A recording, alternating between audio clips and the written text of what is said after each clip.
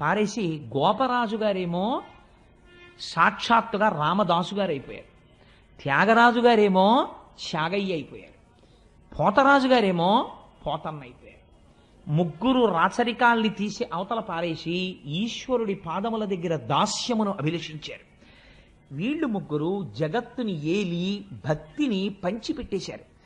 ఆ పోతన గారు ఆయన జీవించింది కేవలం కొద్ది భూమి ఉండేది. నాగలి పట్టి మనం సాధారణంగా ఒక మాట అంటుంటాం, ఏమిటంటే భాగవతం చదువుకుందాం రామాయణం చదువుకుందాం అని ఉంటుంది, కానీ ఎక్కడండి ఆఫీసు వెళ్ళడం రావడం ఇల్లు ఇంటికి వచ్చిన తర్వాత సంసారం, ఇందులో భాగవతం 12 స్కంధాలు చదవాలంటే ఎక్కడ జరుగుతుందండి, కుదరట్లేదు, చదవదామని ఉండదు, ఏమిటి నాకు చదవాలని ఉంటుంది అంటాం. కానీ మీరు పోతన గారి జీవితాన్ని తీసుకోండి. మహానుభావుడు ఒక చిన్న పొలం ఉండేది, అది కూడా ఏకశిలానగరం ఓరుగల్లికి దగ్గరలో ఉండేవారు ఆయన. ఉండి ఆ పొలం దున్నుకుని ఎప్పుడు నాగలి పట్టారో, ఎప్పుడు పొలం దున్నారో, ఎప్పుడు విత్తనాలు చల్లారో, ఎప్పుడు మంచె మీద కూర్చున్నారో తెలియదు.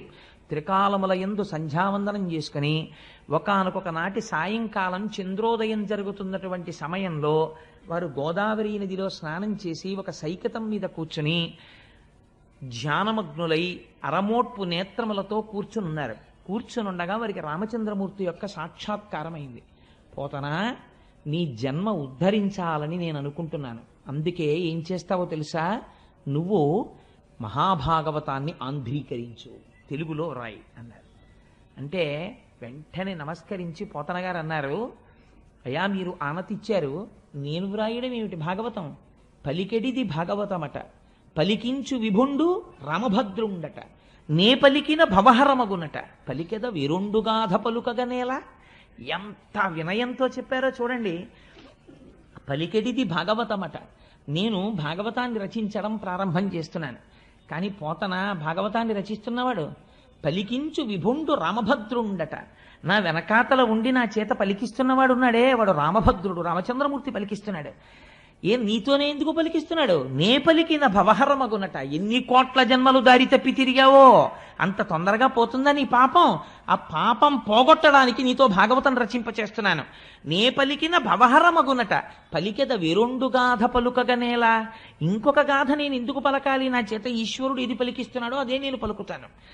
ఇందులో ఒక గమ్మత్తుందండి. ఈ మాట చెప్పి పోతన గారు వెంటనే అన్నారు, చేతులారంగ శివుని పూజింపడేని, నోరు నొవ్వంగ హరికీర్తి నుడువడేని, దయయు సత్యంబు లోనుగా తలపడేని, కలుగనీటికి తల్లుల కడుపు చేటు అన్నాడు. ఎంత గొప్ప మాట చూడండి.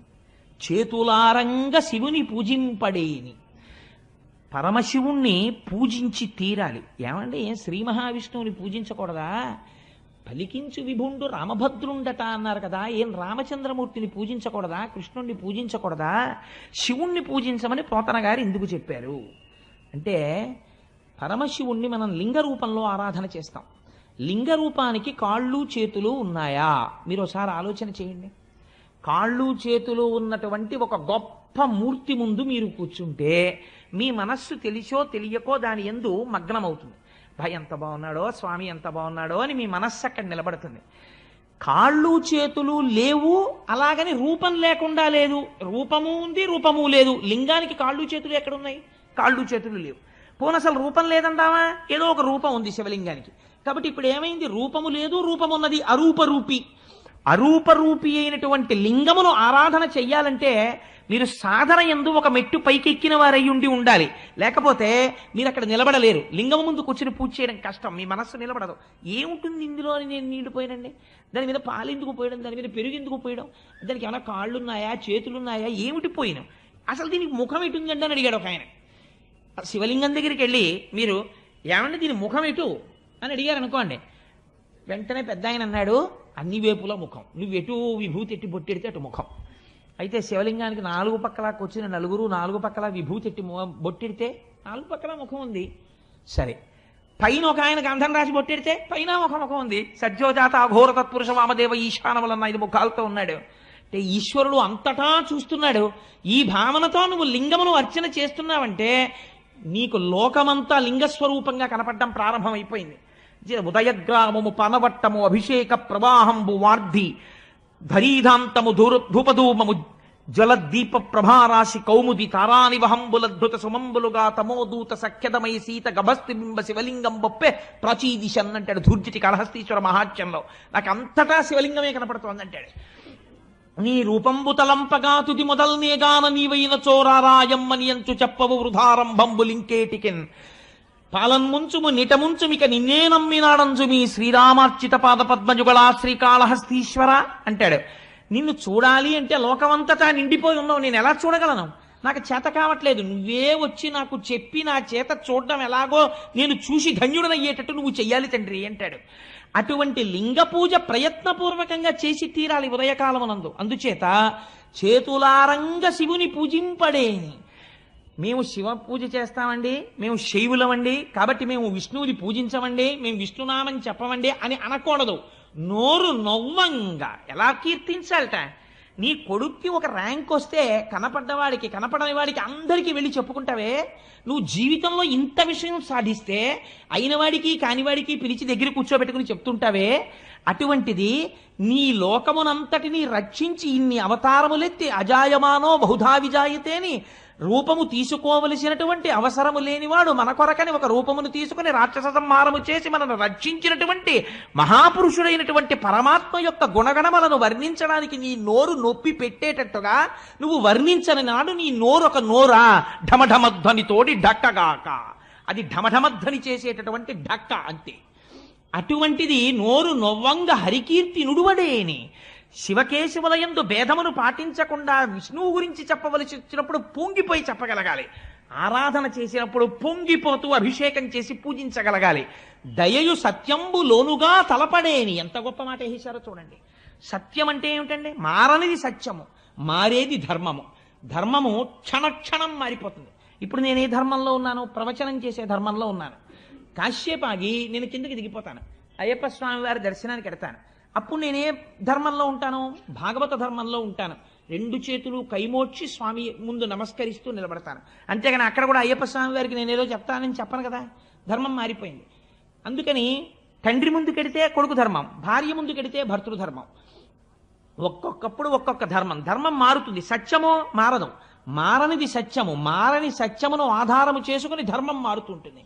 ఇటువంటి మారని సత్యము ఏది ఉందో అది ఈశ్వరుడు. ఆ ఈశ్వరుణ్ణి లోపల అసలు ఎప్పుడూ తలుచుకోలేదు. ఈ లోకమంతా ఎవడిలో పుట్టింది, ఎవడిలో పెరుగుతోంది, ఎవ్వడు సృజించు ప్రాణుల ఎవ్వడు సృష్టి, ఎవ్వడు త్రుంచు పెంచు, ఎవ్వడు అనంతుండెవ్వడు విభుడెవ్వడు ఈ విధమున మనుచు బెనుచు హేలారతుడై, ఎవడు సృష్టిస్తున్నాడు, ఎవడు పెంచుతున్నాడు, ఎవడు పెద్దది చేస్తున్నాడు, ఎవడు త్రుంచేస్తున్నాడు, ఎవరు ఈ ప్రాణులన్నింటినీ కాపాడుతున్నాడు, ఎందుకు ఈ అండాండ పిండాండ బ్రహ్మాండములన్నీ తిరుగుతున్నాయి అని ఒకనాడు ఈశ్వరుడు గురించి ఆలోచిస్తే అది సత్యము. ఆ సత్యమును గురించి ఆలోచిస్తే అంతటా ఉన్నది పరమాత్మయే. కావ్యకంఠ గణపతి మునికి ఉమాదేవి ఎక్కడ సాక్షాత్కరించిందో మీకు తెలుసా? ఉమాదేవిని కావ్యకంఠ గణపతి ముని ఎక్కడ చూశారో తెలుసా అండి? నిన్న లేనటువంటి గడ్డి పరక ఇవాళ వడ్డుగింజలోంచి కొద్దిగా పైకొచ్చి సూర్యకిరణం పడేటప్పటికే ఆకుపచ్చ రంగుతో అటూ ఇటూ కదులుతున్నటువంటి తేజస్సుతో నిండిన వెల్లివిరుస్తున్న ఆకుపచ్చతనంతో ఉన్నటువంటి గడ్డి పరకలో ఉమాదేవి అమ్మవారు ఉన్నది, శక్తి రూపిణి. ఇది మా అమ్మంటే అని గడ్డి పరకని చూసి ఉమాసహస్రం చెప్పి పొంగిపోయాడు కావ్యకంఠ గణపతి ముని. అలా చూడగలిగిన శక్తి నీకుంటే నీకు అంతటా బ్రహ్మమే ఉన్నది. అప్పుడు నువ్వు దేని పట్ల ద్వేషిస్తావు, దేన్ని కోపగించుకుంటావు, దేని మీద నువ్వు అసహ్యాన్ని పెంచుకుంటావు? ఒక ధర్మాన్ని నిర్వర్తించడానికి నువ్వు శాసనం చేస్తావంతే. కానీ ఇక్కడ మాత్రం లోకమంతటా బ్రహ్మమును చూస్తుంటావు. అలా చూడడం దయ కలిగి ఉండడం ప్రాణుల యందు. దయయు సత్యంబులోనుగా తలపడేని. అందుకే పెద్దలు ఒకడు తుంటరితనంతో ప్రవర్తన చేశాడనుకోండి, శపించారు, వాళ్ళని తక్కువ చేసి మాట్లాడారు. ఒకనాడు ఈశ్వరానుగ్రహం కలిగి అతను వృద్ధిలోకి రావాలండి, పాపం తెలియదు, చూశారా ఎంత అజ్ఞానమో అంటారు. అలా అనగలగడానికి, అంతగా మన్నించగలగడానికి కారణం ఏమిటో తెలుసా అండి? అంతటా ఈశ్వరుణ్ణి చూస్తున్నాడు. అంతటా ఈశ్వరుణ్ణి చూడగలిగిన వాడికి మాత్రమే ఈ దయ ఉంటుంది, లేనివాడికి ఆ దయ ఉండదు. దయయు సత్యంబు లోనుగా తలపడేని. ఇలా తలచనప్పుడు పుట్టిన దగ్గర నుంచి తినడం, తిరగడం, కొన్నాళ్ళు అయిపోయిన తర్వాత ఈ శరీరం వదిలేయడం. ఈ మాత్రం దానికి ఎన్ని కోట్ల జన్మలు ఎత్తావో, ఎన్ని కోట్ల జన్మలలో అమ్మ కడుపులో పడుకున్నావో, ఇప్పటికి ఎంతమంది అమ్మ కడుపులలోంచి బయటికి వచ్చేటప్పుడు ప్రసవ వేదనని మరణ వేదనగా మార్చి అమ్మని కొన్ని గంటలు బాధ పెట్టి నువ్వు బయటికి వచ్చి నువ్వు సాధించిందే ఉంది. కలుగనేటికి తల్లుల కడుపు చేటు. అస్తమానం వెళ్ళి ఆ తల్లి కడుపులో కూర్చుని ఆ తల్లిని బాధ పెట్టడం తప్ప నువ్వు పుట్టి ప్రయోజనం ఏమిట్రా అని అడిగారు పోతన గారు. సాధారణంగా పోతన గారు అంత కఠినంగా అసలు మాట్లాడరు. ఎంత మాట వేశారో చూడండి. ఆ మాటతో లోకమునకు బోధ చేస్తున్నారు. చేతులారంగ శివుని పూజింపడేని, నోరు నొవ్వంగ హరికీర్తి నుడుబడేని, దయయు సత్యంబు లోనుగా తలపడేని, కలుగనేటికి తల్లుల కడుపు చేటు. అటువంటి పోతనామాచ్యుడు మహానుభావుడు భాగవతాన్ని ఆంధ్రీకరిస్తూ మొట్టమొదట ఒక పద్యం చెప్పుకున్నారు. శ్రీకైవల్య పదంబు చేరుటకునై చింతించదన్ లోక రక్షైకారంభకు భక్త పాలన కళా సంరంభకున్ కేళి లోల విలస దృగ్జాల సంభూత నానా కంజాత భవాండ కుంభకు మహానందాంగనా డింబకున్ అని చెప్పుకున్నారు. శ్రీకైవల్య పదంబు చేరుటకునై చింతించదన్. పోతనగారి యొక్క శక్తి ఏమిటో, పోతనగారి ఉపాసనా బలం ఏమిటో మీరు ఆ పద్యాల్లో చూడాలి. అసలు నిజంగా పద్యం నోటికి వచ్చింది అనుకోండి, మీరు ఆ పద్యం ఎక్కడ కూర్చున్నా చదువుకోగలిగారు అనుకోండి, ఆ పద్యం ఒక్కటి చాలు జీవితాన్ని మార్చేస్తుంది. శ్రీకైవల్య పదంబు చేరుటకునై. ఎందుకు చెప్తున్నాను ఈ భాగవతం? భాగవతం చెప్పడం అంటే పోతన గారు ఎందుకు ఆంధ్రీకరిస్తున్నారు? ఈ భాగవతాన్ని ఆంధ్రీకరించి దీన్ని రాజులకిచ్చి, లేకపోతే ఎవరో జమీందారులకిచ్చి వారి దగ్గర ఈనాములు పుచ్చుకొని, వాళ్ళ దగ్గర డబ్బు పుచ్చుకొని, కానుకలు పుచ్చుకొని, నేను ఏదో పాముకోవాలనేటటువంటి తాపత్రయం నాకు లేదు. ఈశ్వరుడి గురించి చెప్పుకొని, శ్రీకైవల్యం అంటే ఏమిటో తెలుసండి? కైవల్యం అన్నమాట అద్వైత సంప్రదాయానికి చెందింది. కైవల్యం అంటే ఇంకా మళ్ళీ తిరిగి రానటువంటి అవసరం లేకుండా ఈశ్వరుడిలో కలిసిపోవడం. అలా ఈశ్వరుడు యందు నా తేజస్సు వెళ్ళి ఆయన తేజస్సులోకి కలిసిపోవాలి. అలా కలిసిపోవడం కోసం శ్రీకైవల్య పదంబు చేరుటకునై చింతించదన్. ఇదో అందమైన మాట. భాగవతం ఆంధ్రీకరిస్తున్నారా, చింతిస్తున్నారా? ఆయన చింతించదన్. చింతించదన్ అంటే ఏమిటండి? చింతించదన్ అంటే చిత్తము, మనస్సు దాన్నే ఆలోచన చేయుట. ఏకాగ్రమై మనస్సు ఒక వస్తువు గురించి ఆలోచన చేస్తోంది. ఏ వస్తువు గురించి ఆలోచిస్తోంది అంటే ఇప్పుడు ఆయన ధ్యానమగ్నులై ఉన్నారు, ధ్యానము చేస్తున్నారు. రామచంద్రమూర్తి రచింపచేస్తున్నాడు కాబట్టి చెయ్యి పోతన గారిది, కదిపిన శక్తి ఎవరిది? రామచంద్రమూర్తిది. ఇప్పుడు ఈ పద్యం నేను చెప్తుంటే ఈ పద్యం ఎవరి శక్తి మీరు ఆలోచించండి. రామచంద్రమూర్తి యొక్క శక్తి ఆ పద్యం. శ్రీకైవల్య పదంబు చేరుటకునై చింతించదన్ లోకరక్షైకారంభకు. లోకములను రక్షించడము ఆరంభించినవాడు. అసలు లోకరక్షణము ఆరంభం ఎక్కడ ప్రారంభమవుతుంది? సృష్టించడంలో ప్రారంభమవుతుంది. కాబట్టి సృష్టికర్తగా నేను నమస్కరిస్తున్నాను. లోకరక్షైకారంభకు భక్త పాలన కళా సంరంభకున్. ఎంత గొప్ప మాట అండి ఇది! భక్త పాలన కళా సంరంభకున్. లోకమునంతటినీ ఆయన రక్షిస్తుంటాడు. అదే పనిగా ఆయన పెట్టిన అన్నం తిని ఆయన జీర్ణం చేసి ఆయన శక్తినిస్తే ఆ శక్తితో ఈశ్వరుణ్ణి తిట్టేవాడు ఎందుకు కూడా ఈశ్వరుడి శక్తి రూపంలో ఉంటాడు. కానీ తనని నమ్ముకుని ఈశ్వరుడు ఉన్నాడు అని పూనికతో ఉన్న వాళ్ళని రక్షించడం కోసం వాళ్ళ వెంట పరిగెడుతుంటాడు. అలా పరిగెట్టేటటువంటి లక్షణం ఉన్నవాడు ఉన్నాడే, వాడు లోకరక్షైకారంభకు భక్తపాలన కళా సంరంభకున్ దానవోద్రేక స్తంభకు. దానవుల యొక్క ఉద్రేకమును స్తంభింపచేయువాడు. నా అంతటి వాణ్ణి నేను, నాకు చావెక్కడుందంటాడు. మీరు ఒక్క విషయం ఆలోచించండి. మనం పురాణంలో ఏం చెప్తామంటే రాక్షసులందరికీ కూడా ఎందుకు వచ్చేసింది అజ్ఞానం అంటే వాడికి నాకు చావు లేదని బయలుదేరతాడు. సాధారణంగా అజ్ఞానం ఎక్కడ బయలుదేరుతుందంటే నాకు చావు ఎక్కడుందండి, వాడంటే పక్కింటి వాడు వెర్రాడు చచ్చిపోయాడు, నేను ఎందుకు చచ్చిపోతానంటాడు. 80 ఏళ్ళు రానివ్వండి. నేను ఒక ఆశ్చర్యకరమైన పోకడ చూస్తుంటాను లోకంలో. ఎవరైనా పెద్దవాళ్ళ దగ్గరికి వెళ్ళి మీరు అయ్యో పాపం మీకు అప్పుడే 80 ఏళ్ళు వచ్చేయండి అన్నారనుకోండి, వాళ్ళు అంటారు ఏంటి 80 ఏళ్ళు అంటే పెద్ద విశేషం ఏముందండి, భలేవరే ఫలానా ఆయన 100 సంవత్సరములు బతికాడండి, నేను దేనికి బాధపడుతున్నానో తెలుసా, 100 ఏళ్ళకి పిడరాయిలా ఉండేవాడండి, 3 పూట్ల తిని 80 ఏళ్ళకి తినలేకపోతున్నాను అప్పడాలు నేనని బాధపడతాడు వీడు తప్ప 80 ఏళ్ళకి నేను ఈశ్వరార్చన చేయలేకపోతున్నానని బాధపడ్డవాడు. అందుచేత దానవోద్రేక స్తంభకు అంటే లయకారకుడై ఈ లోకములన్నింటినీ లయం చేస్తున్న వాడు ఎవరున్నాడో వాడికి నమస్కరిస్తున్నాను. ఇప్పుడు ఎవరి పేరైనా పోతన గారు చెప్పారండి, అసలు ఆయన పరబ్రహ్మమునకు నమస్కరిస్తున్నారు. సృష్టికర్త అయి స్థితికర్త అయి ప్రళయకర్త అయినటువంటి పరబ్రహ్మము ఏది ఉన్నదో దానికి నేను నమస్కరిస్తున్నాను. లోకరక్షైకారంభకు భక్త పాలన కళా సంరంభకం దానవోద్రేక స్తంభకు కేళి లోల విలస దృగ్జాల సంభూత నానా కంజాత భవాండ కుంభకు. కేవలము ఇలా చూపులు చూస్తే ఆ చూపుల చేత ఈ లోకములన్నింటినీ సృష్టించగలిగినటువంటి సమర్థుడు ఎవరున్నాడో వాడికి నేను నమస్కరిస్తున్నాను. కేళిలోల విలస దృగ్జాల సంభూత నానా కంజాత భవాండ కుంభకు మహానందాంగన ఢింబకున్. ఎంత అందమైన మాట చూడండి. మరి భాగవతంలో ప్రతిపాదించినది ఎవరి రూపాన్ని ప్రతిపాదించారు? పరబ్రహ్మంగా కృష్ణ భగవానుడిని. కాబట్టి ఇప్పుడు ఏమంటున్నారు? కృష్ణుడంట లేదు, మహానందాంగన. ఆవిడ అక్కడ ఉండేటటువంటి నందుని యొక్క భార్య, అందుకని మహానందాంగన డింబకొన్. ఆ నందుడి యొక్క భార్య అయినటువంటి యశోదాకుమారుడైనటువంటి బిడ్డడు చిన్నివాడున్నాడే డింబకుడు, ఆ పిల్లవాడు, వాడి గురించి నేను చెప్తున్నాను. వాడు చిన్న పిల్లవాడిలా కనపడుతున్నారు, కానీ వాడి పరబ్రహ్మం, అందుకని వాడి కథ నేను చెప్పుకుంటున్నాను. మహానందాంగన డింబకొన్ కాదు, అందులో ఒక రహస్యం పెట్టేశారు. ఎందుకు పెట్టేశారో తెలుసా అండి? పోతన గారిలా బతకడం రావడం చాలా కష్టం. పోతన గారికి ఇలవేల్పు ఎవరో తెలుసా అండి? దుర్గమ్మ తల్లి. పోతన గారు తెల్లవారు లేచి బయటికి వస్తే విభూతి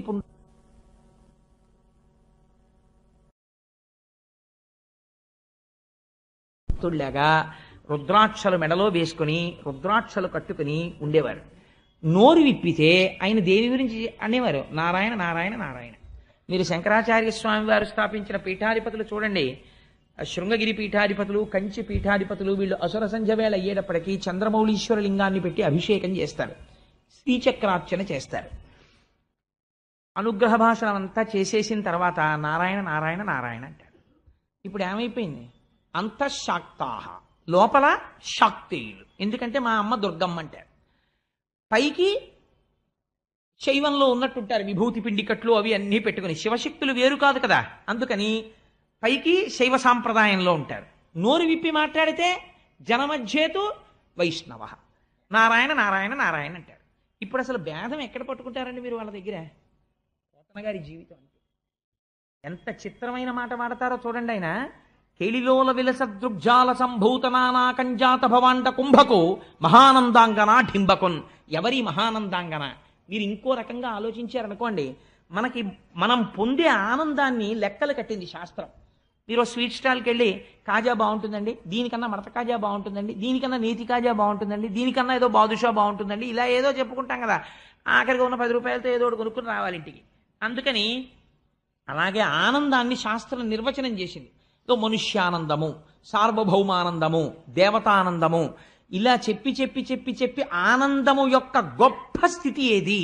మహానందము. ఈ మహానందము అన్న మాట ఎవరికి వాడారు శాస్త్రంలో? మీరు ఖడ్గమాలా స్తోత్రం చదివితే మహానందమయీ అని అమ్మవారికి పేరు. ఇప్పుడు ఆ మహానందమయీ ఎవరు? అమ్మవారు. అమ్మవారి డింబకుడు కృష్ణుడు అంటున్నారు. ఎలా కుదురుతుంది?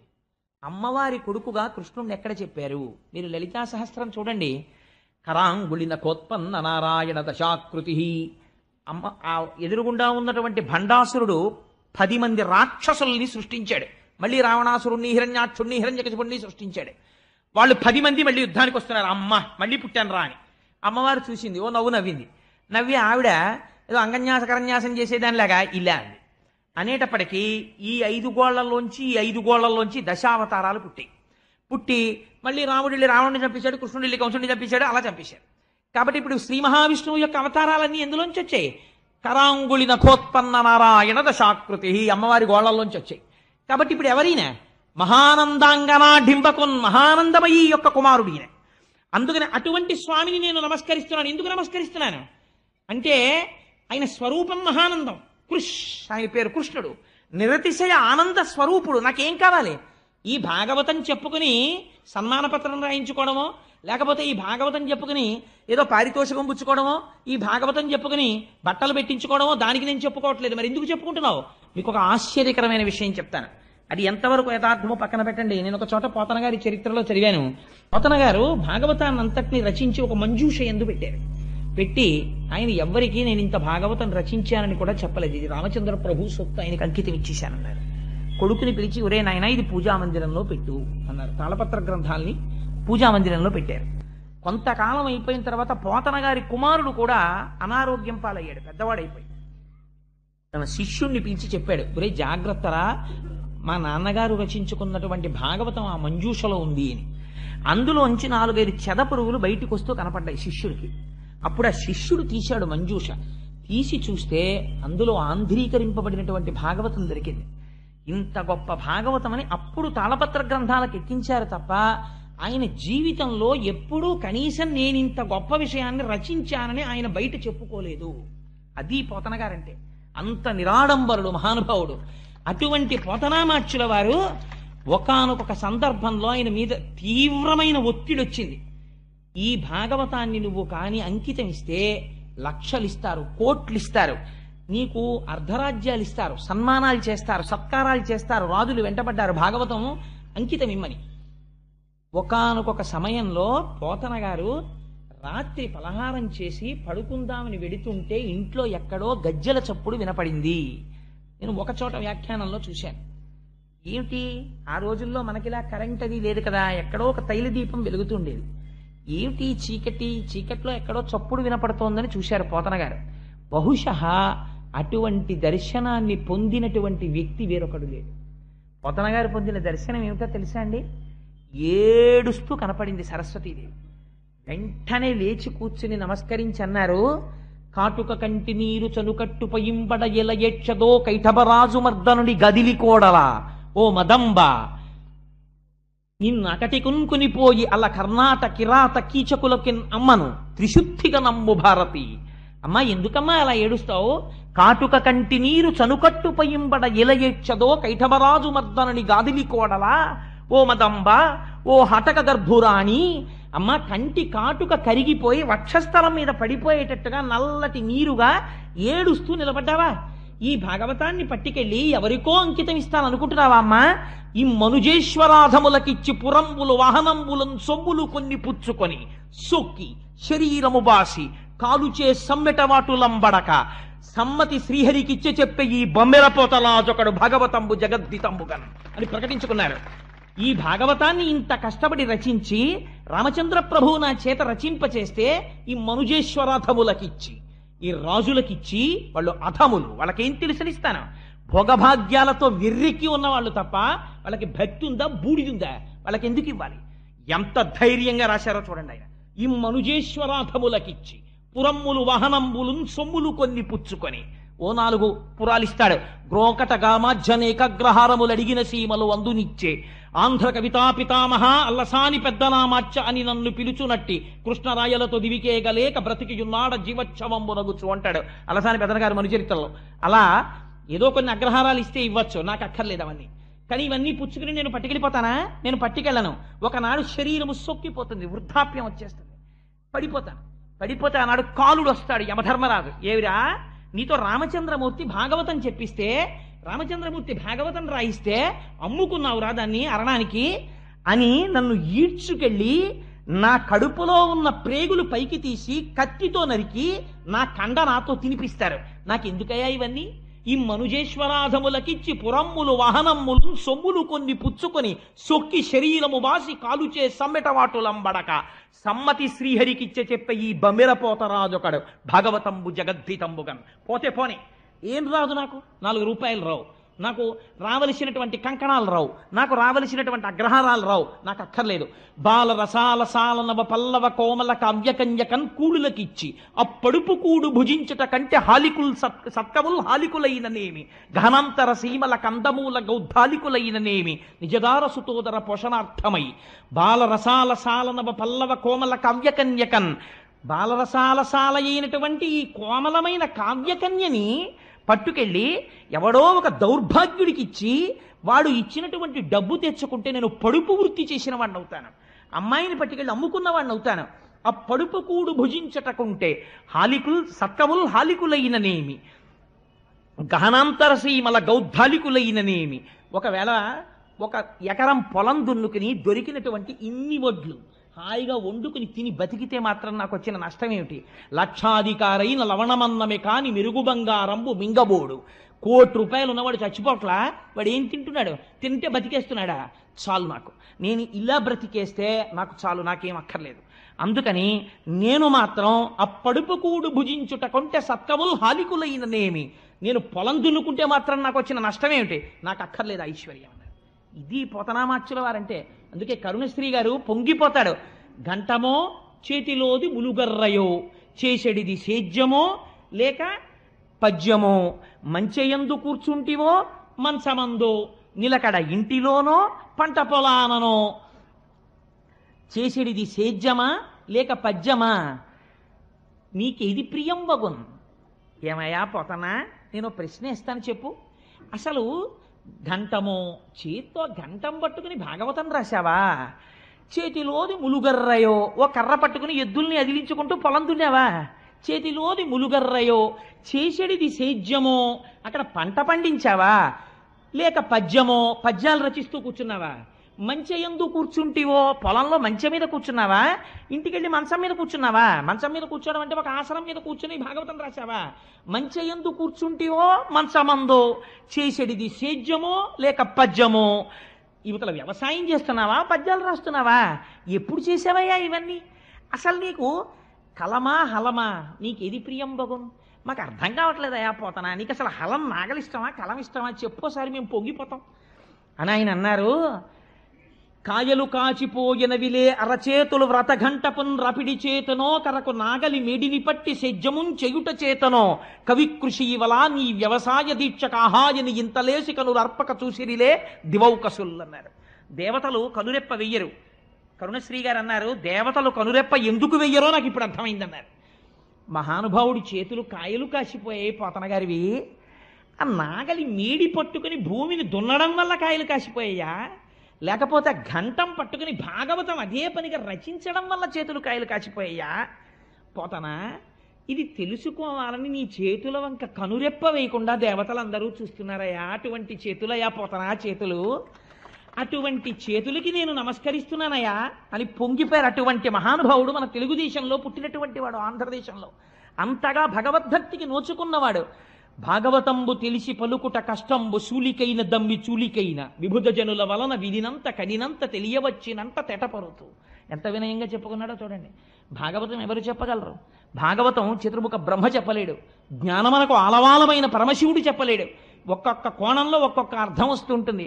కానీ విభుధ జనుల వలన వినినంత కనినంత, మహాపండితులైనటువంటి వారి దగ్గర నేను విన్నది చదువుకున్నది ఏదుందో దాన్ని, నాకు అర్థమైన దాన్ని, నాకు శారదాదేవి ఏమి కృప చేసిందో దాన్ని నేను చెప్పుకుంటున్నాను అన్నారు. ఆయన అంటారు, అమ్మలగన్నయమ్మ ముగురమ్మల మూలపుటమ్మ చాలా పెద్దమ్మ సురారులమ్మ కడుపారడి బుచ్చినయమ్మ తన్ను లోనమ్మిన వేల్పుటమ్మల మనంబున ఉండెడియమ్మ దుర్గ మాయమ్మ కృపబ్ధినిచ్చుట మహత్వ కవిత్వ పటుత్వ సంపదల్. విజయవాడ కనకదుర్గమ్మ తల్లి కోవెల్లో రాజద్వారం మీద ఇప్పటికీ ఈ పద్యం రాసి ఉంటుంది. నాకు అక్కడికి వెళ్ళినప్పుడల్లా పోతన గారు జ్ఞాపకానికి వచ్చి పొంగిపోతుంటాను. ఆయన అంటారు, అమ్మలగన్నయమ్మ ముగురమ్మల మూలపుటమ్మ. ఈ పద్యం పైకి ఒకలా కనపడుతుందండి, కానీ మీకు నేను ఒక రహస్యం చెప్తున్నాను ఇవాళ. మీరు తెలిసి కానీ తెలియక కానీ పోతన గారు రాసిన పద్యాలు కొన్ని నోటికొచ్చి మీరు చదివారనుకోండి, సద్య ఫలితాన్ని ఇచ్చేస్తాయి. ఎందుకంటే మీరు కొన్ని కొన్ని చదవకూడదు, మీరు కొన్ని కొన్ని చెయ్యకూడదు. నేరుని శ్రీచక్రాన్ని ఇంట్లో పెట్టి పూజ చెయ్యగలరా? చెయ్యలేరు, పక్కన గురువు ఉంటే తప్ప. అది మన వల్ల కాదు. లేదు, మీరు బీజాక్షరాల్ని ఉపాసన చెయ్యగలరా? చెయ్యలేరు, కష్టం. కానీ పోతన గారు ఈ దేశానికి బహూకరించిన గొప్ప కానుకేమిటో తెలుసా అండి? మీరు ఆ పద్యాన్ని మామూలుగా పైకి అర్థం తీయండి. అమ్మలగన్నయమ్మ ముగురమ్మల మూలపుటమ్మ, చాలా పెద్దమ్మ. అటువంటి తల్లి, అమ్మల్ని కన్నటువంటి అమ్మ ఎవరుందో, చాలా పెద్దమ్మ ఈ లోకంలో ఎవరుందో, అటువంటి తల్లి వేల్పుటమ్మల మనంబున ఉండెడి అమ్మ. దేవతా స్త్రీలైనటువంటి వారి యొక్క మనస్సుల యందు ఏ అమ్మవారుందో అటువంటి అమ్మని మహత్వ కవిత్వ పటుత్వ సంపదల్, ఈ నాలుగింటి కోసం నమస్కరిస్తున్నాను. అటువంటి దుర్గ మాయమ్మ, ఆ దుర్గమ్మ మా అమ్మ. ఇది ఆయన చెప్పింది కదండి. నేనంట, మీరు చెయ్యలేనటువంటి ఒక చాలా కష్టమైనటువంటి పనిని పోతన గారు చాలా తేలికగా మీకు ప్రమాదం లేని రీతిలో మీతో చేయించేయడానికని ఇటువంటి ప్రయోగం చేశారు అంటున్నా. మీరు ఆలోచించండి, ఒక పిల్లవాడు ఉంటాడు, ఓ చిన్న పిల్లవాడు, వాడు ఆ పని చెయ్యలేడు. ఒక ఉదాహరణ చెప్తాను.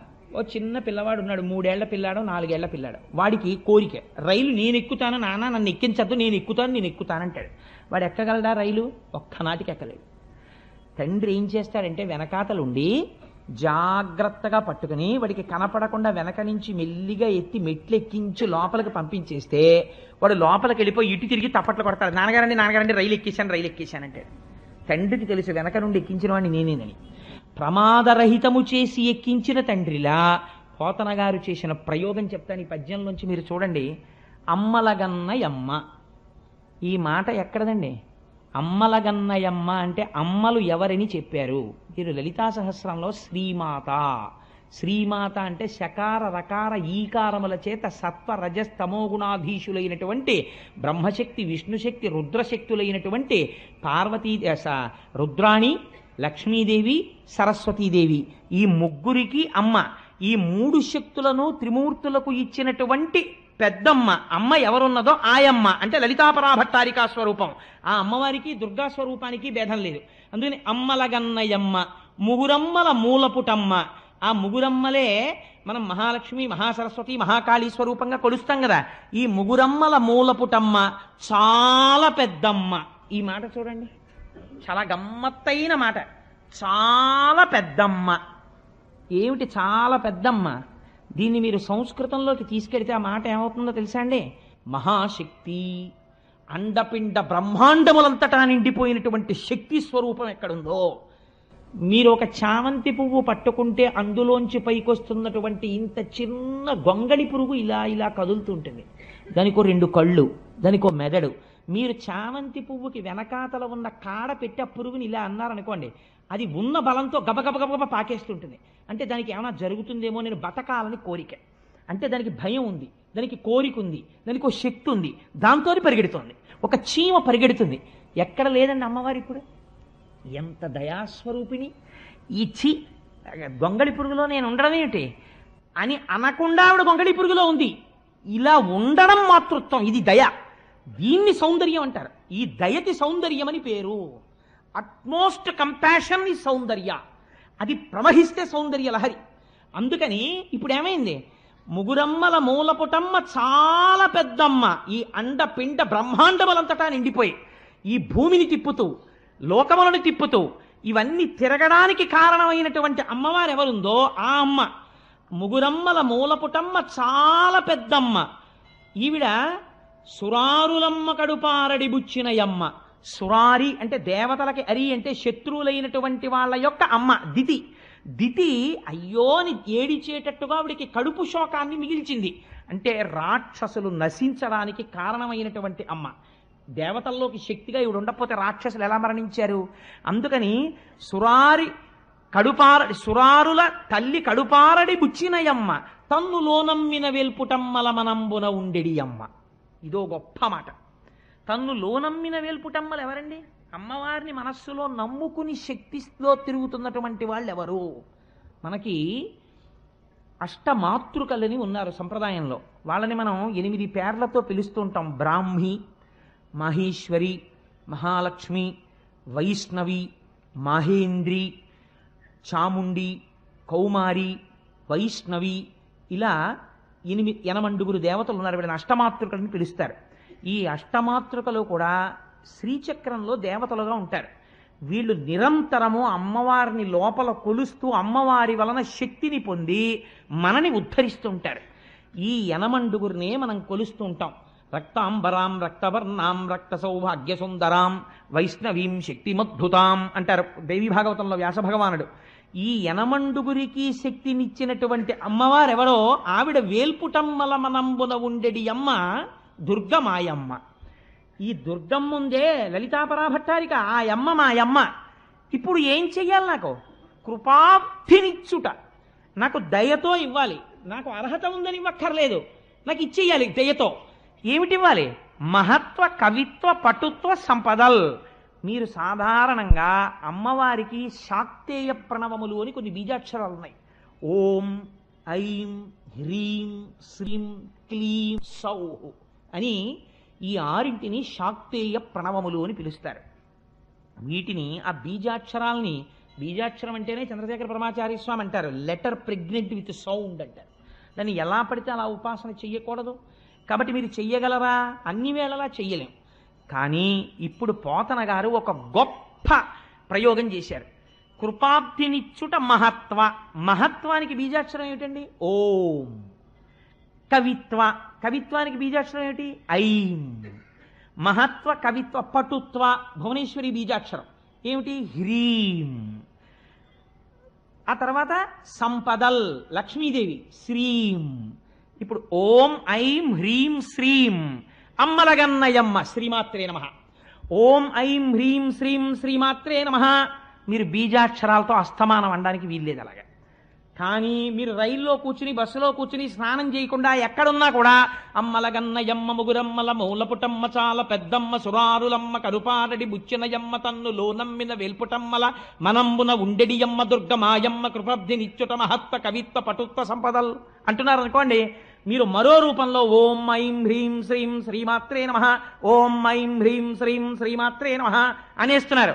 మీరు అస్తమానం అమ్మ అమ్మ అమ్మ అమ్మ అమ్మ అంటే ఏమైపోతుంది? అమ్మవారు తొందరగా పలికేది దేనికి? వేరొక నామానికి పలకదు. అందుకే లలితా సహస్రం శ్రీమాత అమ్మతనంతో ప్రారంభమవుతుంది. ఆవిడ రాజరాజేశ్వరి అయినా ఆవిడ ముందు అమ్మ అమ్మా అనేటప్పటికీ పొంగిపోతుంది. అంతే. ఏమిరా అబ్బాయి అంటుంది. ఇన్ని మాటలు ఆ పద్యంలో అటు ఇటు అమ్మ అమ్మ అమ్మ అమ్మ అంటున్నారు అనుకోండి. అమ్మలగన్నయమ్మ అని మీరు ఓ అమ్మ అమ్మ అమ్మ అని పిలుస్తుంటే అమ్మ ఏం చేస్తుంది? పిల్లాడు అస్తమానం అమ్మ అమ్మ అమ్మ అని తినేస్తున్నాడు అనుకోండి. ఎవరో పెద్దవాళ్ళతో మాడుతుంటే ఏమిట్రా అంటుంది. ఇంత విసుక్కుంటూ చూసిన అమ్మ అమ్మ ఆకలేస్తోందమ్మా అన్నం పెట్టమ్మా అంటాడు. ఉండి వస్తున్నాను, ఒక్క 5 నిమిషాల్లో వచ్చేస్తానండి అని గబగబా కాస్త ఉసిరికాయ పచ్చడి అన్నం నెయ్యేసి కలిపేసి తింటుండి మళ్ళీ వస్తానంటాడు. ఎందుకని? అలా 4 మాటలు అమ్మ అమ్మ అమ్మ అని పిలిచేటప్పటికి విసుక్కోవడం చేత కానటువంటి దయాస్వరూపము అమ్మ. ఇప్పుడు మీరు ఓం ఐం హ్రీం శ్రీం శ్రీమాత్రే నమః అని లేకపోవచ్చు. కానీ అమ్మలగన్నయమ్మ ముగురమ్మల మూలపుటమ్మ చాలా పెద్దమ్మ అనడానికి కష్టం ఏమిటండి? ఇప్పుడు చెప్పండి, పోతన గారు శ్రీ విద్యా రహస్యాలన్నింటినీ ఔపాసన పట్టి ఆంధ్రదేశానికి ఒక మహత్తరమైన కానుకని బహూకరించిన మహాపురుషుడా కాదా? ఆయన ఒక ఋషి పోతన గారు. అందుకని ఆ పద్యం ఇచ్చారు. ఇచ్చి వెంటనే అంటారు వాలిన భక్తి మెచ్చదన వారిత తాండవ కేళికి దయాశాలికి శూలికి శిఖరిజా ముఖపద్మ మయూక మాలికి కపాలికి బాల శశాంక మౌళికి నారదాది మునిముఖ్య మన సరసీరుహాళికి అంటారు. వాలిన భక్తి మెచ్చదన వారిత తాండవ కేళికి. ఏమి మాటలండి పోతన గారి నోటంట పడ్డాయి? పోతన గారా పలికింది? వెనక రామచంద్రమూర్తి పలికిస్తున్నారు ఆయనతోటి. వాలిన భక్తి. వాలిన భక్తి ఏమిటండి? ప్రపంచంలో మీరు ఎక్కడైనా నిలబడిన భక్తి, వాలిన భక్తి, ఒంగున్న భక్తి, కూర్చున్న భక్తి ఇలా విన్నారా? సాత్విక భక్తి, రాజస భక్తి, తామసిక భక్తి ఇలా ఉంటాయి. అంతేగాని వాలిన భక్తి, నించున్న భక్తి, పడుకున్న భక్తి ఇలా ఉండదు. మరి పోతన గారంతటి వాడు వాలిన భక్తి అన్న మాట ఎలా వేశారు? అంటే వాలిన భక్తి అంటే ఏమిటో తెలుసా అండి? నాకు యోగ్యత లేదు, నేను నీకు నమస్కరించగలిగిన వాడను కాను, నీ స్వరూపము నాకు అర్థం కాదు, కానీ ఏమీ చేత కాని వాడనైనటువంటి నేను చేసిన నమస్కారమును స్వీకరించి వీడు నన్ను అర్థము చేసుకోలేడు అన్న నా యొక్క అశక్తతని నాయందు అర్హతగా చూపించి నాకు కరుణతో నీ స్వరూపాన్ని నాకు నువ్వు తెలియచెప్పి నన్ను నీ అంత వాణ్ణి చేసి నీలో కలుపుకోవడం నీ ఔదార్యం. నా అశక్తి ఉంటే తప్ప నీ శక్తి ప్రకటితమవుదావు. అందుకని శరణాగతి ఏం చేస్తుంది? నీ దౌర్బల్యము చేత ఈశ్వరుడి శక్తిని ఆవిష్కరింపజేస్తుంది. లేనినాడు ఈశ్వరుడి యొక్క కరుణ ఆవిష్కరింపబడడానికి అవకాశం ఎక్కడుంది? శరణాగతి లేకపోతే. శరణాగతిలో భక్తుడి యొక్క వినయము ప్రకటితమవుతుంది, భగవంతుడి యొక్క దయ ప్రకటితమవుతుంది. ఇప్పుడు శరణాగతి చేస్తున్నారు. ఎవరికి? తాను ఏ పరమేశ్వరుణ్ణి నమ్మారో ఆ శంకరుడికి నమస్కరిస్తున్నారు. ఎక్కడ చూపించారండి భేదం పోతన గారు? పలకలా కృష్ణ కథ. వాలిన భక్తి. వాలిన భక్తి అంటే ఏమిటో తెలుసా అండి? మనం సాష్టాంగ నమస్కారం చేస్తాం ఈశ్వరుడికి పూజ అంతా అయిపోయిన తర్వాత. అప్పుడు ఒక మాట చెప్తాం, స్వామి ఉరసా శిరసా దృష్ట్యా మనసా వచసాస్తథా పద్యాః కరాభ్యాం కర్ణాభ్యాం ప్రణామోష్టాంగముచ్యతే అని. స్వామి చూశావా, నేను నీ ముందు వాలిపోయి నేల మీద పడి నా గుండెలు తగిలేట్టు, నా తల తగిలేటట్టు, నా కన్నులు తగిలేట్టు, నా చెవులు తగిలేటట్టు, నా చేతులు తగిలేటట్టు, నా పాదములు తగిలేటట్టు నేను భూమి మీద నమస్కరిస్తున్నాను అంటే శరణాగతి. వాలిన భక్తి మెచ్చదన వారిత తాండవకేళికి, నేను ఇప్పుడు భూమి మీద పడిపోయి నమస్కరిస్తున్నాను. ఎవరికి? అవారిత తాండవకేళికి. ఏమి మాటలండి పోతన గారి నోటి వెంట. ఈ పద్యాల గురించి వినగానే పొంగిపోకుండా భగవంతుడు ఎలా ఉంటాడో నాకు చెప్పండి. అవారిత తాండవకేళికి, ఆపడం చేత కాక ఎప్పుడు అలా తాండవం చేసేటటువంటి వాడైనటువంటి వాడికి ఎందుకండి అట్లాంటి వాడికి నమస్కారం చేయడం? ఆయన ఏదో నాట్యం చేసుకుంటుంటే ఈ నమస్కారం చేస్తే ఆయన చూస్తాడా? కాదు. ఎందుకు ఆ మాట అంటున్నారో తెలుసా అండి? పోతన గారు ఏమడిగారు? శివారాధన చేసి ఐశ్వర్యం అడగలేదు, జ్ఞానం అడిగారు, మోక్షం అడుగుతున్నారు. అందుకని ఇప్పుడు తాండవకేళికి, కైలాసం అన్న పేరు ఎందుకు వచ్చిందో తెలుసా అండి? కేళి అంటే ఆనందము సంస్కృతంలో, కైలము అంటే ఏమిటో తెలుసా అండి? ఆనందముల యొక్క సమూహము. ఆనందముల యొక్క సమూహమునకు ఆలవాలమైన ప్రదేశము కైలాసము. కాబట్టి ఆనంద నిలయుడు ఎక్కడ ఉన్నాడు? ఇక్కడ ఉన్నాడు, అక్కడ ఉన్నాడు. కైలాసమునందు శంకరుడు ఉన్నాడు, ఆనంద నిలయుడే ఉన్నాడు. వాడు ఏమిస్తాడు? ఆనందం ఇస్తాడు. ఆనందం ఎందులోంచి వస్తుంది? జ్ఞానంలోంచి వస్తుంది. జ్ఞానం ఏమిస్తుంది? మోక్షం ఇస్తుంది. ఆనందమే మోక్షం. సత్యం జ్ఞానమనంతం బ్రహ్మ, ఆ ఆనందమానికే మోక్షం అని పేరు. కాబట్టి ఇప్పుడు అవారిత తాండవకేళికి, దయాశాలికి, శూలికి, శిఖరిజా, ముఖపద్మ, మయూఖ, మాలికి ఎన్ని విశేషణాలు వేసేసారండి. విచిత్రం ఏమిటో తెలుసా? ఆయన ఇలా పద్యం చెప్పేస్తుంటే పాదంలో ప్రతి పదానికి చివర ఏ అక్షరం పడిపోతుంది? లికారం పడిపోతుంది. ఇప్పుడు ఈ లికారం ఎందుకు పడిపోవాలని మాటలు? ఇంకో అక్షరం పడకూడదా పద్యం చెప్పేటప్పుడు? అంటే వాలిన భక్తి మెచ్చదన వారత తాండవకేళికి, శిఖరిజామక పద్మమయూక మాలికి, శూలికి అన్ని లీ లయకారకుడై అజ్ఞానాన్ని లయం చేసి జ్ఞానం ఇచ్చే శంకరుడు. అందుకని జ్ఞానమునకు అధిపతి అయిన వాడు కాబట్టి లింగస్వరూపుడు కనుక లికారాంతమైనటువంటి పదముల చేత స్తోత్రం చేస్తున్నారు. అయ్యవారిని స్తోత్రం చేసి మహానుభావుడు పోతన గారు మన పిల్లలకి అందించిన గొప్ప కానుక ఒకటి ఉంది. ఇవాళ మనకి చేతకాక, మనకి తెలియక మనం వదిలిపెట్టేసుకుంటున్నాం. పోతన గారు శారదాదేవి మీద ఒక పద్యం చెప్పారు. నాకు సరస్వతీ కటాక్షము కలగాలి, నేను భాగవతాన్ని రచించడానికి. నేను ఒక పరమ యథార్థాన్ని మీకు ఆవిష్కరిస్తున్నాను. సరస్వతీదేవిని ఉపాసన చేయడానికి 11 మంత్రాలు ఉన్నాయి. 11 మంత్రాల్లో మహామంత్రములు అంటారు వాటిని. ఈ 11 మహామంత్రాలకి 11 ధ్యాన శ్లోకాలు ఉన్నాయి. అమ్మవారిని ఒక్కొక్క రూపంతో ధ్యానం చేయొచ్చు. నేను సౌందర్యలహరి చెప్పినప్పుడు ఒకసారి ఇదే వేదిక మీద చెప్పాను కూడా. అమ్మవారిని కవీంద్రాణం చేత ఎరుపు రంగు సరస్వతిగా చూస్తే ఒక ఫలితం, తెల్లటి సరస్వతిగా చూస్తే ఒక ఫలితం, జ్ఞానం ఇస్తుంది అప్పుడు ఆవిడ. అలా ఉంటే శారద అని పిలుస్తారు. పోతన గారు మనకొక గొప్ప అమృతాన్ని చేతిలో పెట్టారు. ఏమిటో తెలుసా అండి? ఆయన సరస్వతీదేవి మీద చేసినటువంటి శ్లోకాన్ని మీరు జాగ్రత్తగా పరిశీలన చేస్తే, మంత్రాలని బహిరంగ వేదికల మీద చెప్పకూడదు కాబట్టి నేను చెప్పట్లేదు, కానీ సరస్వతీదేవికి సంబంధించినటువంటి 11 మహామంత్రాలని మీరు పుస్తకంలో తీసో పక్కనెట్టుకుని 11 మహామంత్రాలు చదివేటప్పుడు ధ్యాన శ్లోకాలు ఏముంటాయో మీరు పక్కన రాసి 11 శ్లోకాలు మీరు ఈ 11 శ్లోకాల్లోంచి తీసి పోతన గారు సరస్వతీదేవిని చేసినటువంటి ప్రార్థనా శ్లోకం మీరు తీశారనుకోండి. శారద నీరదేంద్రు ఘనసార పటీర మరాళ మల్లికాహార తుషార అని ఆయన కొన్ని పదగుంభనంతో కూడినటువంటి స్తోత్రం చేశారు.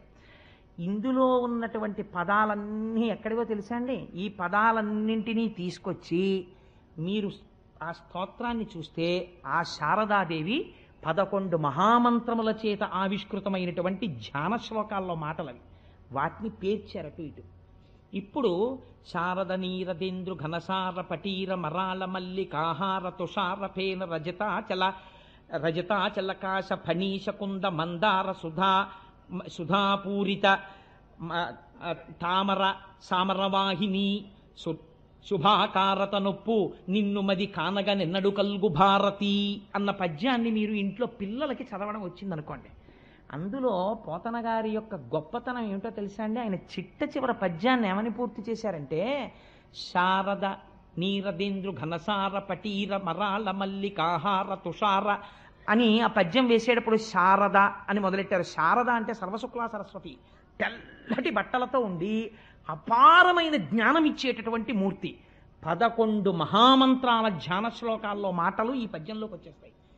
పిల్లలకి తప్పు లేకుండా చదవడం కానీ ఆ పద్యం ఒక్కటి అలవాటు అయిందనుకోండి, అక్షరాభ్యాసం చేసిన తర్వాత కూర్చోపెట్టి పిల్లవాడికి ఈ పద్యం నేర్పి పెద్దల దగ్గరకు తీసుకెళ్ళి గురుముఖత ఆ పద్యాన్ని తప్పు లేకుండా చదవడం నేర్పి ప్రతిరోజు పిల్లవాడు స్నానం చేయగానే సరస్వతీదేవి ముందు కూర్చుని పద్యం చెప్పడం అలవాటైందనుకోండి, అలాంటి వాళ్ళందరికీ ఏ స్థితి కావాలని అడుగుతున్నారో తెలుసా అండి పోతన గారు? నిన్ను మది ఎన్నడు కానగగల్గు భారతి, అమ్మా ఇక్కడ నీ దర్శనం నాకెప్పుడవుతుంది అంటే వాడికి ఏమవుతుంది? సరస్వతి కటాక్షమే కలుగుతుంది. ఇంతటి మహామంత్రాల్ని 11 మంత్రాల ధ్యాన శ్లోకాల్ని తీసుకొచ్చి ఒక పద్యం కింద రచించి తీసుకొచ్చి పెట్టేశారు. అందుకే పెద్దలు అంటారు లలిత స్కందము. భాగవతం అనేటటువంటిది సామాన్యమైనటువంటి గ్రంథం కాదు. లలిత స్కంధము, కృష్ణమూలము, శుకాలాపాభిరామంబు. దీని యొక్క స్కందము చూస్తే లలితమ్మ, లలిత స్కందము, కృష్ణమూలము, కృష్ణుడు మూలమై ఉన్నాడు. ఒక చెట్టు బాగా పెరగాలంటే మీరు చెట్టు కొమ్మలకి నీళ్లు పోయారు కదా, చెట్టు మొదట్లో నీళ్లు పోస్తారు, పోస్తే చెట్టు బాగా పెరుగుతుంది. లలిత స్కందము, కృష్ణమూలము, శుకాలాపాభిరామంబు. శుకబ్రహ్మ ఆలాపన చేసినటువంటి మహోత్కృష్టమైనటువంటి స్తోత్రము భాగవతం. శుకాలాపాభిరామంబు. మంజులతా శోభితమున్, అపారమైనటువంటి మంజులమైనటువంటి మాటలతో శోభిస్తూ ఉంటుంది. సువర్ణ సుమన సుజ్ఞేయమున్. ఈ భాగవతం ఎవరు చదువుతున్నారో అటువంటి వాళ్ళకందరికీ కూడా మంచి మనస్సుతో ఉన్న వాళ్ళకి అర్థమయ్యేటటువంటి స్వరూపము కలిగినటువంటిది. ఇది ఈ పుడమి మీదకి వచ్చి నిలబడినటువంటి కల్పతరువు. అంటే భాగవతం అనేటటువంటిది వేరొకటి కాదు, సాక్షాత్తుగా కల్పవృక్షం ఉన్నట్టే. భాగవతంలో 10 పద్యాలు వచ్చాయి, వాడికి ఏమైనట్టు? కల్పవృక్షం వాడి జేబులో పెట్టుకు తిరుగుతున్నట్టు. వాడి కోరిక తీరుతుంది. ఎందుకని తీరుతుంది? గొప్ప గొప్ప ప్రయోగాలన్నింటినీ పద్యాలుగా తీసుకొచ్చి పెట్టేశారు, వాడి కోరిక ఎందుకు తీరదు? అందుకని అంత గొప్ప భాగవతము. అటువంటి భాగవతాన్ని శుకబ్రహ్మ వివరణ చేశారు. ఇవాళ ఒక్క ఘట్టాన్ని మాత్రమే మీకు నేను విజ్ఞాపన చేసి ఇవాల్టి ప్రసంగాన్ని పూర్తి చేసేస్తాను. వ్యాసభగవానుడు నైరాశ్యమును పొందితే నారదుడు సాక్షాత్కరించి ఒక మాట చెప్పాడు. వ్యాస, లోకములో బోధ చేయకపోయినా సరే ప్రజలకందరికీ కూడా తెలుసుకోగలిగినవి ఏవో తెలుసా? అర్థకామములు. ఈ రెండింటి గురించి మీరు ఎవ్వరిని తీసుకొచ్చి ప్రత్యేకం, అయ్యా నువ్వు డబ్బు సంపాదించుకోవాలండి, మీరు ఎలాగో అలా ₹1 సంపాదించండి, మీరు డబ్బులు దాచుకోండి, ఎవరికి చెప్పకండి డబ్బులు నా దగ్గర ఉన్నాయని అని మీరేం చెప్పక్కర్లేదు. వాడే దాచేసుకుంటాడు, వాడే సంపాదించేసుకుంటాడు. ఇంకా వాడికి గట్టిగా బొడ్డు ఉడదు, కానీ రూపాయి ఎలా సంపాదించాలని తాపత్రయం మాత్రం చాలా గట్టిగా ఉంటుంది. సంస్కార బలం తక్కువగా ఉంటుంది. అందున కలియుగంలో ఉండేటటువంటి వాళ్ళది అల్పాయుర్దాయం. బుద్ధి బలమా తక్కువ, ప్రచోదనమా అర్ధకామముల యందు. అందుకని అయా ఏంటి వాడికి పెళ్లి చేయలేదనుకోండి, ఓ 22 ఏళ్ళో 23 ఏళ్ళో వచ్చేసిన తర్వాత ఆ పెళ్లి చేయకపోతే మీరు పెళ్లి చేయడంలో విఫలమైపోతున్నారు అన్న విషయాన్ని వాడు సౌండ్ చేసేస్తాడు. ఏంటి నా ఈడువాడు వాడికి పెళ్ళి అయిపోయి అప్పుడే కొడుకమ్మా అంటాడు అమ్మ దగ్గరికి వచ్చి. అంటే ఏమిటి? అమ్మ నా సంగతి మీరు పట్టించుకోవట్లేదు అని చెప్పి ఇంకా శ్రద్ధ చేసేసారనుకోండి, వాడు వచ్చేస్తాడు నమస్కారం పెట్టడానికి ఎప్పుడప్పుడు. అందుకని అర్ధకామములను గురించి ప్రత్యేకంగా ఎవరికి ఏమీ బోధ ఏం చెయ్యక్కర్లేదు. చెయ్యవలసిన బోధ దేని గురించి అంటే భగవత్ సంబంధమును గురించి, భక్తి గురించి బోధ చెయ్యాలి. నారదుడు చెప్తున్నాడు. ఎందుకో తెలుసా? అర్ధకామముల యందు తిరుగుతూనే ఉంటాడు. రోగం ఎక్కడ పుట్టింది అని అడిగింది శాస్త్రం. అన్నంలోంచి పుట్టింది అని చెప్పారు. రోగం ఎక్కడి నుంచి వస్తుందండి? బీపీ వచ్చింది ఆయనకి. ఎందుకు వచ్చింది? చింతకాయ పచ్చడి అంటే ఇష్టం, ఆవకాయ అంటే ఇష్టం, నిమ్మకాయ అంటే ఇష్టం, బాగా పుల్లటివి బాగా కారంగా ఉన్నవి, మిరప్పళ్ళ పచ్చడి అంటే ఇష్టం. తిన్నాడు తిన్నాడు తిన్నాడు తిన్నాడు బీపీ వచ్చింది. డాక్టర్ గారు చూసి అంటాడు, మిరప్పళ్ళ పచ్చడి తినకండి, కారాలు తినకండి, ఉప్పు తినకండి, చప్పిడి తినండి అంటాడు. కానీ ఇప్పుడు ఆయనకి తెలుసు అది విషము, తింటే బీపీ వచ్చేస్తుందని తెలుసు. కానీ ఆయన ఏం తింటాడు? ఏం పర్వాలేదులేవే, ఆయన అలాగే చెప్తాడు, ఓ ముద్ద పెడదు అని చెప్పి కాస్త మిరప్పళ్ళ పచ్చడి అన్నం తినేస్తాడు. ఇప్పుడు ఆయన ఏం తింటున్నాడు? రోగమును పెంచుకుంటున్నాడు. ఎందుకు పెంచుకుంటున్నాడంటే రోగం పెరుగుతోందని ఆయన తెలియక తింటున్నాడని మీరు అనుకుంటున్నారా? తెలుసు ఆయనకి. ఎందుకు తింటున్నాడో తెలుసా? రసేంద్రియమును నిగ్రహించలేకపోయాడు. శరీరమే పోతుందిరా అని తెలిసినా సరే, రోగం వచ్చేస్తుందిరా అని తెలిసినా సరే నిగ్రహించలేకపోయాడు. ఎందుకు నిగ్రహించలేకపోయాడు? ఈ బలహీనత కొన్ని కోట్ల జన్మల నుంచి తరుగుతోంది నిన్నలాగా. డబ్బు పిచ్చ, ఈ ఇంద్రియాల పిచ్చ తరుగుతూనే ఉన్నాయి, అలాగా వాటికి వశుడం అయిపోతూనే ఉన్నావు. అయినా సరే ఒక బురదలో పడిపోయిన వాడు బురద నీటిని తీసుకుని స్నానం చేసేసాడు అనుకోండి, తల నిండా అమ్మయ్య స్నానం చేశానండి అని అనుకోండి. ఇప్పుడు ఏమిటి జరుగుతుంది వాడికి? అది శుద్ధి అయిపోయింది ఏమిటి? అమ్మయ్య ఎవరైనా స్నానం చేసా వచ్చి ఇంట్లోకి అంటారా? అనరు. ఒరినీయ సాధ్యం కొల, నువ్వు పడిపోయింది బురదలో, నువ్వు ఒడ్డుకొచ్చి మళ్ళీ చెంబుతో బురద నీళ్ళు తీసుకుని మళ్ళీ మీద పోసుకున్నావు, స్నానం అయిపోయింది అంటున్నావు. ఎలా అవుతుంది? స్నానం అవదు, నువ్వు దగ్గరికి వెళ్ళి పోసుకో అంటావు.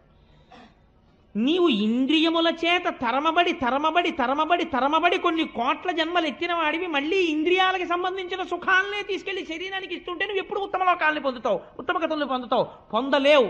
కాబట్టి ఇప్పుడు నీకు మంచినీటి స్నానం కావాలి. మంచినీటి స్నానం ఎవరు చేయిస్తారు? ప్రేమ ఉన్న అమ్మ చేయిస్తుంది. ప్రేమ ఉన్న అమ్మ ఎవరు? వ్యాసుడు. ఆయన చేయించాలి. అందుకని భాగవతం ఇచ్చాడు ఆయన. ఇప్పుడు చెప్తున్నాడు నారదుడు వ్యాసుడికి, నువ్వు పాండవులు కౌరవులు ఎలా కొట్టుకున్నారో, రాజ్యాలు ఎలా వచ్చాయో వీళ్ళకి ఎందుకయ్యా, వాళ్ళకన్నా వీళ్ళకి బాగా తెలుసు, నీకు తెలుసా? అనవసరం అవన్నీ. వాడు భారతం ఏమీ చదవకుండా దుర్యోధనుడి కన్నా అహంకారంతో తిరగలడు, ధృతరాష్ట్రుడి కన్నా బాగా పక్కింటి వాడికి తెచ్చి దాచేసుకోగలడు. భారతం ఎందుకు? నువ్వేమన్నా ప్రయత్నపూర్వకంగా భగవంతుడి గురించి ఏమైనా చెప్తావా? చెప్తే ఈ జన్మలో వీడు చేసుకున్నటువంటి ఇంద్రియ లౌల్యం వీడిని వచ్చే జన్మలలో హీనోపాధులలోకి తీసుకుపోతుంది. భగవంతుడికి ఏమి రాగద్వేషాలు ఉండవండి. నేను ఒక మాట చెప్తే మీరు మనస్సులో ఏమనుకోకండి, నేను ఒక యథార్థం చెప్పడం కోసమని మీకు నేను చెప్తాను. మీరు దాని గురించి విచారణ కోసం నేను చెప్తున్నాను అంతే, మీరు మరోలా భావించకండి. నా ఎందు పరమ పవిత్రమైన వేదిక మీద అసహ్యకరమైన విషయాలు ప్రతిపాదించవలసిన అవసరం నాకు లేదు. ఒక వ్యక్తికి కామము బాగా ఉండిపోయింది అనుకోండి, ఆ వ్యక్తి నోటి వెంట రాకూడని మాట ఒకటి వస్తుంటుంది, మీరు విని ఉంటారు. వృద్ధాప్యం వచ్చేసిన తర్వాత వార్ధక్యంబున మోహమూర్ఖతలచే వాతాది రోగాలచే వ్యర్థం వైజడు వాక్ప్రవాహములచే వాత్సల్య చిత్తంబుచే అర్ధధ్యానముచే మహాభ్రమతచే హాస్య ప్రసంగాలచే స్వార్థం వే పరమార్థమై చెడుదురి స్వార్థ ప్రజల్ శంకర. వాడికి కామ ఉండిపోయింది. ఉండిపోతే వాడు పైకి చెప్పలేక 70 ఏళ్ళు వచ్చేసిన తర్వాత మంచి పంచ కట్టుకుని వచ్చాడు అనుకోండి, తాతయ్య పెళ్లి కొడుకులో ఉన్నావు అన్నారు అనుకోండి సరదాకి ఎవరో. అంటే అమ్మా అలా అనకూడదు, పెళ్లి కొడుకులా ఉన్నావు అనుకో. నన్ను చూడగానే ఏమండి మిమ్మల్ని చూడగానే త్రివేణి సంగమంలో స్నానం చేసినటువంటి ఫలితం కనిపించేటటువంటి ఒక మంచి ఉపాసనా బలం పొందుతున్న వాళ్ళే ఉన్నారను, అది శరీరానికి సరిపోతుంది. ఇంకా నేను పెళ్లి కొడుకునేమిటమ్మా అందవాడు. వాడు ఏమంటాడంటే నాకు పిల్లనిచ్చే ఎవరు అంటారు. అంటే వాడికి ఎంత కడుపులో బాధ ఉందో చూడండి. అంటే 80 ఏళ్ళు వచ్చాయి వాళ్ళు అలా అన్నారేమిటి నన్నని వాడు బాధపడలేదు. నిజంగా నేను పెళ్లి కొడుకులా ఉంటే పిల్లని ఎందుకు ఇవ్వరు, హాయిగా వాళ్ళు సంబంధాలు చూస్తారేంటి, తాతగారు మీరు చేసుకోండి అని తీసుకొచ్చి నాకు ఇవ్వచ్చు కదా అని వీడికి కడుపులో బాధ. ఈ బాధ ఉంటే ఏమవుతుందని చెప్పిందో తెలుసా అండి శాస్త్రం? వీడు పైకి చెప్పలేడు, అదొక ధూర్తతనం వచ్చేస్తుంది వృద్ధాప్యంలో. కానీ అది సావదు కామం. సావకపోతే ఏమైపోతుందంటే వృద్ధాప్యంలో అంత్యమునందు వీడికి ఇంకా వ్యామోహం ఉండిపోతుంది. ఉండిపోతే ఈశ్వరుడు ఏం చేస్తాడంటే, మీకు భాగవతంలోనే ఒక చోట వచ్చేస్తుంది, స్త్రీ ఉపాధిని ఇస్తారు. అప్పుడు ఎందుకు ఇస్తారు? మీరు ఆ విశ్వరూప హత్య జరిగినప్పుడు, ఆ విశ్వరూప హతము జరిగినటువంటి ఆఖ్యానమును విన్నప్పుడు మీకు అర్థమవుతుంది. అందులో స్త్రీ స్వరూపాన్ని ఇస్తారు. ఇచ్చిన తరువాత ఈ స్త్రీ యందు ఎటువంటి బుద్ధి కలుగుతుందంటే వెలయాలికి ఉండేటటువంటి బుద్ధి కలుగుతుంది. ఎప్పుడూ కూడా కామముతో తిరుగుతుంటుంది. రూపము ఉండి 10 మంది పురుషులను ఆకర్షిస్తుంది. ఆకర్షించిన కారణం చేత శరీరమునకు పటుత్వం ఉడిగిపోయి శరీరములోంచి చీవు నిరంతరము స్రవించేటటువంటి వ్రణములు బయలుదేరి అందులోంచి క్రిములు కింద పడుతుంటాయి. అంత దూరంలో ఉంటే ఇక్కడే పుల్లటి కంపు రావడం మొదలవుతుంది. కంపు రావడం మొదలెడితే ఎవరు దగ్గరికి వెళ్ళరు. ఇప్పుడు ఈవిడికి ఏ విటుడితో తిరిగిందో ఆ విటుడే అంత దూరం నుంచి వెళ్ళిపోతుంటాడు ఉత్తరీయం అడ్డు పెట్టుకుని. అప్పుడు బాధపడుతుంది. ఎంత బాధపడాలో తెలుసా అండి? అంత బాధపడ్డ తర్వాత అప్పుడు ఆ కామం పోతుంది. అంత బాధ వాళ్ళు పడకుండా నేను చూడాలి, నేను వ్యాసుడనైనందుకు. కాబట్టి వీళ్ళు, నేను కేవలము కామము గురించి మాత్రమే చెప్పాను, అర్థం గురించి నేను చెప్పలేదు ఇంకా. కానీ ఇలా వీళ్ళు ఎన్ని జన్మల నుంచి బాధపడుతున్నారో. కాబట్టి ఇది ఉత్తర జన్మకి వెళ్లకుండా ఆపేదొకటి నేను వీళ్ళకి ఇవ్వాలి. కాబట్టి వ్యాస నువ్వేమి ఇవ్వాలో తెలుసా? భగవద్భక్తికి సంబంధించిన విషయం అందించు. వాడు తెలిసో తెలియకో వచ్చి విన్నాడు. విన్నంత మాత్రం చేత ఈశ్వరుడు ఏం చేస్తాడో తెలుసా అండి? వీడు భాగవతం విన్నాడని ఖాతాలో రాస్తాడు. రాసి హీనోపాధిలోకి వెళ్ళిపోకుండా ఈ ఫలితాన్ని అడ్డుపెట్టి మంచి జన్మ వైపుకి తిప్పుతాడు. భాగవత శ్రవణం ఒకనాడు ఒక ఉత్తముని యొక్క ఇంట్లో పుట్టి భగవద్భక్తి వైపుకి మారుస్తుంది. అందుకని ఒక మంచి మాట చెప్పు తప్ప నువ్వు మళ్ళీ అర్ధకామముల గురించే మాట్లాడితే కావ్యమునకు ప్రయోజనమేమి? హరినామస్మృతి లేని కావ్యము వృధా, దాని వలన ఏ విధమైనటువంటి ఉపయోగము ఉండదు. హరినామస్మృతి చేయు కావ్యము మానస సరోవరం లాంటిది. కానీ హరినామము చెప్పనటువంటి కావ్యము విచిత్రార్థాన్వితం వయ్యు. ఎంత గొప్ప అర్థాలతో నువ్వు చెప్పు, అది తద్దినం పెట్టిన చోటుకి కాకులు వచ్చేటటువంటి రేవు లాంటిది. అందుకని నువ్వు ఇప్పుడు ఏం చెప్తావో తెలుసా? భగవద్భక్తి, భగవంతునికి సంబంధించిన విశేషములు, భగవద్భక్తుల కథలతో కూడినటువంటి విషయాన్ని చెప్పు, అటువంటిది చెప్పు భాగవతంలో అని ఒక్క మాట నారదుడు చెప్పాడు. నేను ఎందుకు ఇవాళ నారదుడిగా ఉన్నానో నీకు చెప్తాను వ్యాసుడా.